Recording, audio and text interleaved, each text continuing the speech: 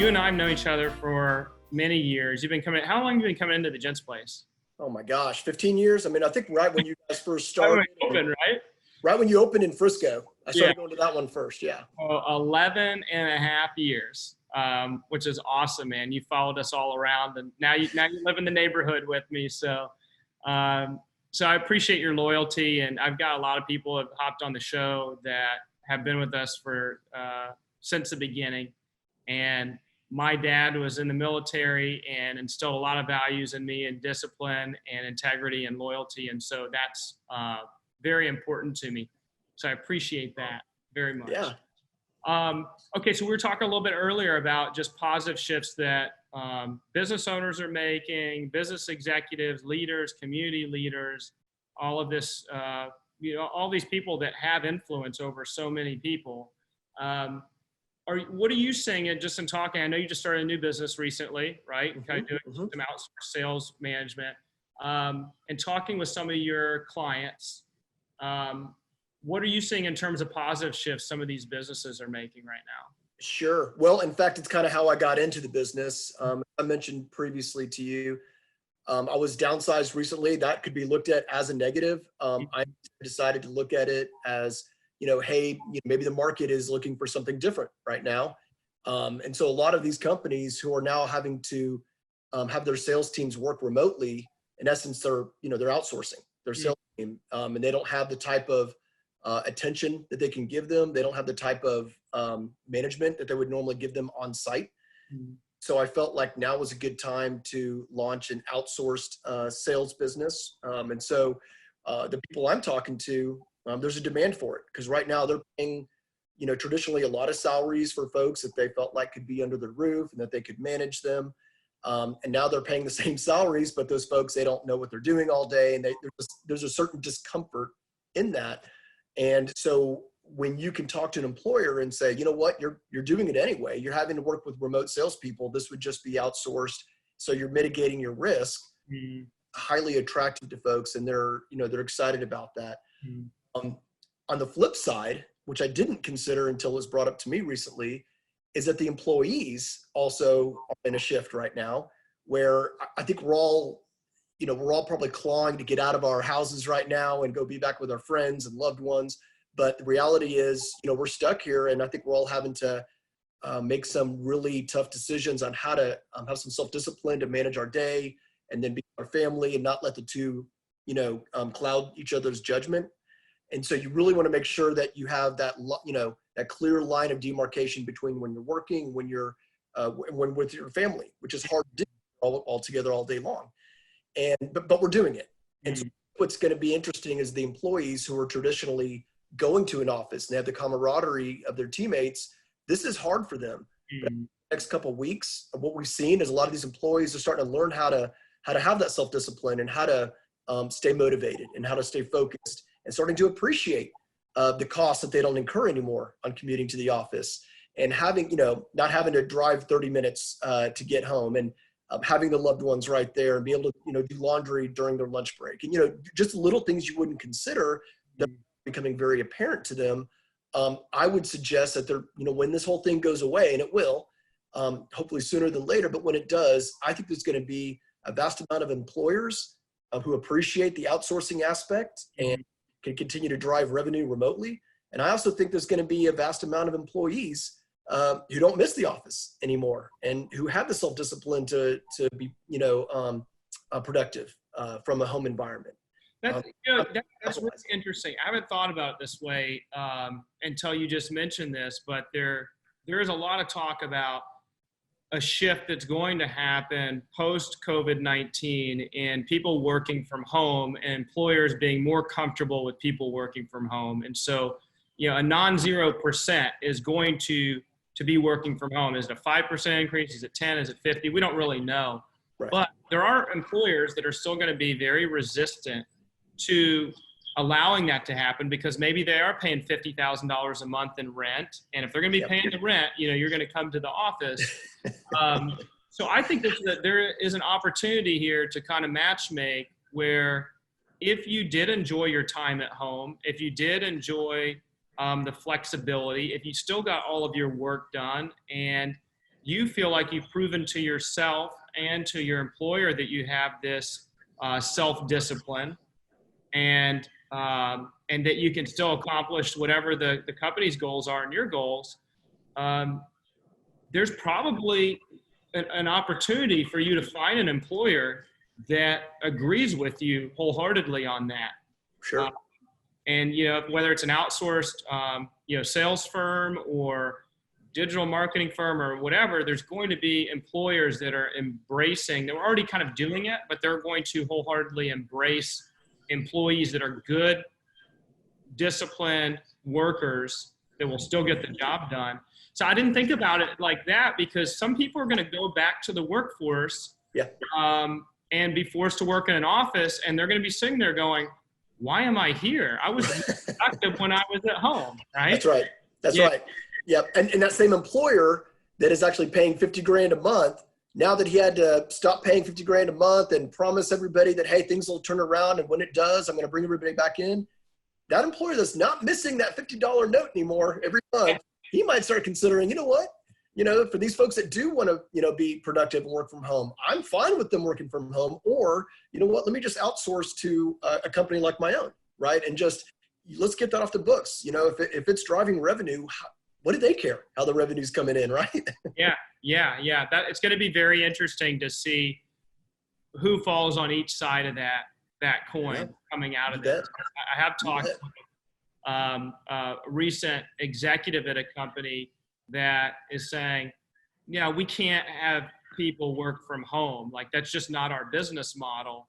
Right. But then I said, well, how are your employees performing right now over the last 3 weeks working from home? And he said, well, actually productivity's up and this is up and our numbers are up. And you can just see him start to think and go, man, what I just said doesn't make sense. That's right. That's right. We've done the same way we have for decades, right? This is how we've done it, right? We had an office, we paid the $50,000 rent, right? People come and show up, whether they're wearing a tie or business casual, right? And so talk about a shift, right? We're all having to make this shift, and yet many of these companies are still being productive because their employees can be productive working remotely. Yeah. So it's just time to kind of consider something different. The other thing that you made me think about too is I believe that services like yours and so many others that provide what I'd call fractional services, whether it's fractional CFO or fractional sales or fractional marketing, are going to be actually a huge value add to the economy, especially right now, because you've got some employers, many, that just needed to lay off everybody, but they still have a great product or a great service. They still need to build a sales pipeline.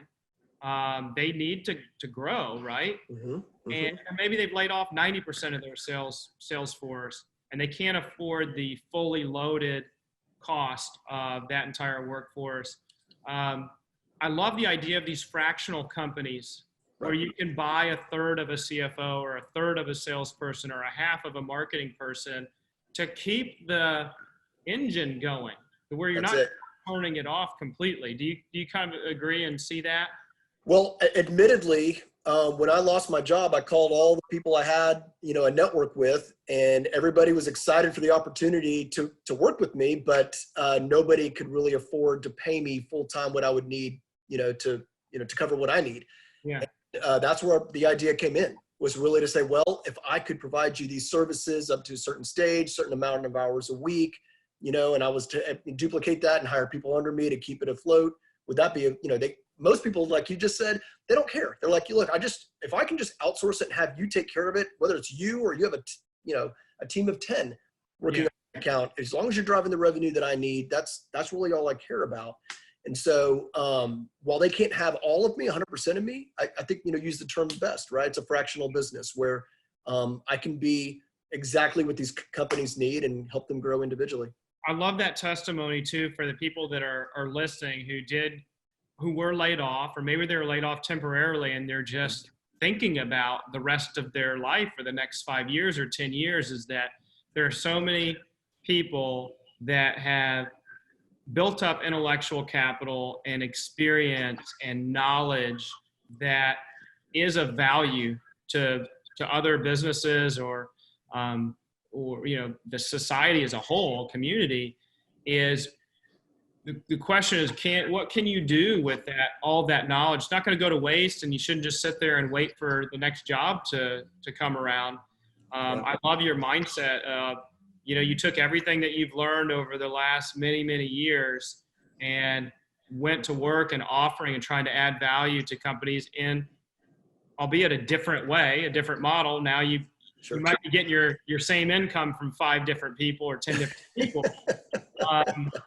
But I love that adversity created creativity and ingenuity. Did you go through, just personally, did you go through a stage after you got laid off where, and if you did, like, how long did you stay there, of where you were like, I can't believe this happened to me. What am I going to do? Like, how long, if any, did that last before you kicked it into gear? Yeah, it's funny you should mention that, Ben. So I got the call when the movers were coming to my house. Coincidentally, in this shift and time, we're actually tearing down our home right now. You and I have talked about that. And we're literally in the process of tearing down our house. We're in a townhome right now and building a new one. So it's never a good time to get laid off. And that was an exceptionally terrible time for me. And so I would say, to answer your question, I would say it lasted about an hour. So, what am I going to do? And this was an idea I had probably about 3 years ago. Was this idea, and more recently when COVID-19 hit across the pond, and then it started kind of bleeding over into the U.S. I started thinking this might be an opportunity as they were shutting down over there in Italy and everywhere else. This might be an opportunity where the market is right, and it might be time to go out there. And so this was kind of a forced decision on my part to go do that. And so kind of, burning the ships right now and saying, am I going to get on, Career Builder? Am I going to start working with a recruiter and just find another career? Yeah. I mean, to your point, I have a vast history of sales over 20 plus years. And so that's not a problem. I can go find a new sales career and do well. What I really want to do is challenge myself in these adverse times to find out, what is the market going to say? How are they going to respond to this? And I'm very curious and hopeful. It's a calculated risk, but I'm very hopeful that the market's going to, turn around and say, you know what, this is the right way to do business. This is the right way to source it. And like you said, right, your friend that was talking to you about bringing people back in, wait a minute, productivity's up and everything else. And why not consider it, right? Yeah. We have to lose. Yeah.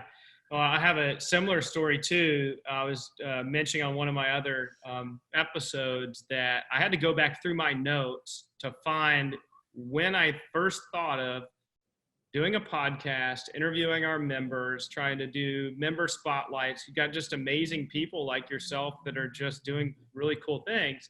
And I got back to at least 2015. So for at least 5 years, I have been telling myself and other people, I'm going to do a podcast. I'm going to do a podcast. And then 5 years later, right, it still hadn't happened until this hit. And it finally pushed me to do it because I had the bandwidth, and I couldn't use I don't have enough time anymore excuse. Sure. So I think that there's a lot of positive shifts that can happen for people. Is take an inventory of all those things the last many years, that idea that you had to start your own business or spend more time with your family or, build the shed in the back or whatever it is, take an inventory and, look at your journal, whatever, go back and see all those things that you wanted to do, but you made an excuse, or maybe it just really wasn't possible. Now, so many things are possible to fulfill your vision for yourself and accomplish some things that you've been wanting to. So I like that. And we're both living testimonies to putting things off, and we're not doing it anymore. That's right. And to answer your question, why I didn't start it and pursue it. I mean, I've had a business for 3 years on paper, and that's where it stopped. Yeah.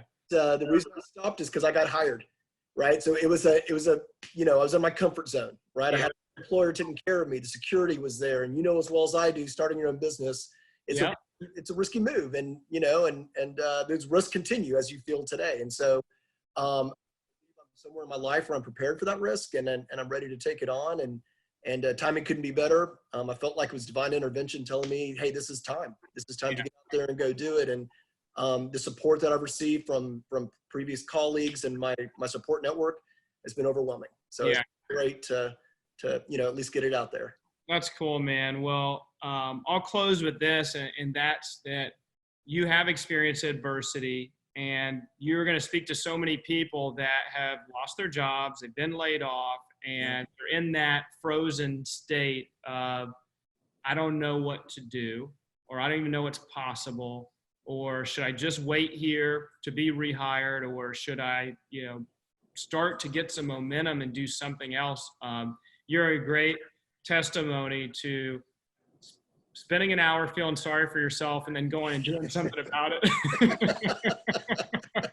I didn't have any more time. I had to take action. So,